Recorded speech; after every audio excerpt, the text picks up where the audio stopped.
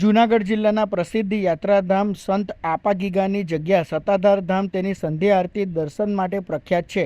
પણ આપાગીગાનો આ અલખનો ઓટલો હવે વૈકલ્પિક ઉર્જા ક્ષેત્રે આત્મનિર્ભરતાનું પ્રતીક બન્યો છે. સત્તાધાર ધામમાં ગુજરાતનો સૌથી મોટી ક્ષમતા ધરાવતો બાયોગેસ પ્લાન્ટ કાર્યરત છે.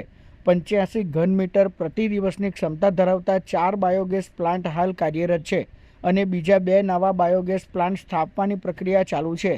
સત્તાધારની જગ્યામાં 1000 ગાયો છે. અહીં યાત્રાળુઓ માટે એક વિશાળ અન્ન ક્ષેત્ર ચલાવવામાં આવે છે, જ્યાં રોજ સરેરાશ 10,000 લોકો ભોજન જમે છે. આ રસોડું ચલાવવા માટે માત્ર બાયોગેસનો જ ઉપયોગ કરવામાં આવે છે. બાયોગેસ ઉત્પન્ન કરવા માટે રોજ 8,000 કિલો છાણનો ઉપયોગ થાય છે, જેથી સત્તાધારની જગ્યા સંધ્યા આરતીની પવિત્ર જ્વાળાની સાથે આત્મનિર્ભરતાની જ્વાળા પણ પ્રજ્વલિત કરી રહી છે.